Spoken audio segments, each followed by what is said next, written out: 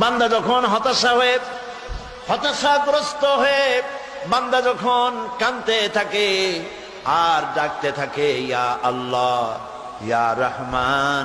ইয়া রহিম, ইয়া হাইয়ু, ইয়া কাইয়ুম। একটুখানি তাহাজ্জুদে ওঠেন, গভীর রাত্রে ঘরের সবাই যখন ঘুমানো, আপনি তখন উঠুন,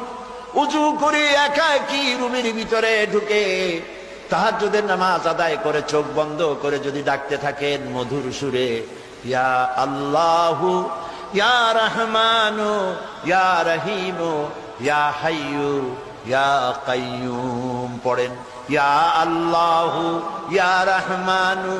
ইয়া রহিমু, ইয়া হাইয়ু, ইয়া কাইয়ুম। আল্লামা ইকবাল বলেছেন, দিল সে जो बात निकलती है असर रखती है पर नहीं मगर